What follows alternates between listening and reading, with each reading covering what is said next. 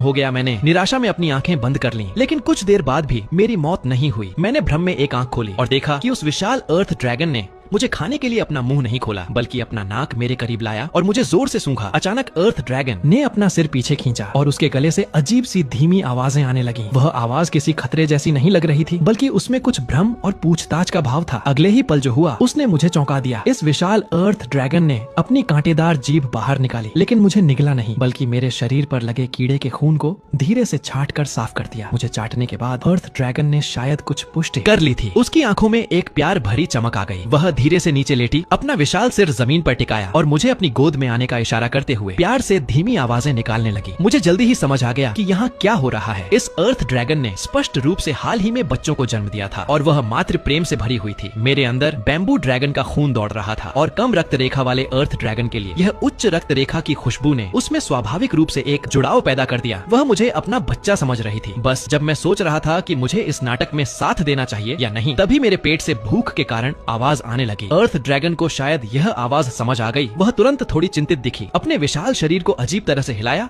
और एक तरफ पलट गई, जिससे उसका पेट दिखने लगा। वहाँ दूध की आकर्षक खुशबू आ रही थी। एक अस्पष्ट मानसिक संकेत सीधे मेरे दिमाग में आया, खाओ। यह कोई भाषा नहीं थी, बल्कि उच्च स्तर के जीवों का आत्मा संचार था। मैंने उस दूधिया सफेद तरल को देखा और निगलने लगा। वह अर्थ ड्रैगन का दूध था, जिसमें पृथ्वी के सार का जीवन तरल भरा हुआ था। मेरे लिए इस समय यह किसी भी खजाने से ज्यादा कीमती पोषण था। मैंने और संकोच नहीं किया और अर्थ ड्रैगन के नरम पेट में सिर डाला और बड़े घूंट पीने लगा। यह ऊर्जा उस कीड़े के खून से 100 गुना अधिक शुद्ध और बेहद सुखद थी। मैं स्पष्ट रूप से महसूस कर सकता था कि मेरे शरीर की क्षतिग्रस्त नसें तेजी से ठीक हो रही हैं। मुझे नहीं पता कि कितना समय बीत गया, लेकिन अंत में मैं और नहीं पी सका। मुझे बहुत तेज नींद आने लगी, जो कि शरीर की गहरी रिकवरी की प्रक्रिया थी। आधी नींद में मैंने महसूस किया कि अर्थ ड्रैगन ने मुझे धीरे से अपने मुंह में उठाया और मुझे गुफा के अंदर गहराई तक ले गई। जल्द ही मुझे सूखी घास से बने एक घोंसले में धीरे से नीचे रख दिया गया, लेकिन जैसे ही मैं नीचे आया, मुझे कुछ शत्रुतापूर्ण नजरें महसूस हुई। घोंसले के कोने में 3 छोटे अर्थ ड्रैगन शावक थे। हालांकि वे बच्चे थे, लेकिन वे अभी मुझसे आकार में बड़े थे। इस समय ये तीनों अर्थ ड्रैगन शावक मुझे एक लाल अजनबी को दुश्मनी की नजर से देख रहे थे। उनमें से सबसे बहादुर छोटे अर्थ ड्रैगन ने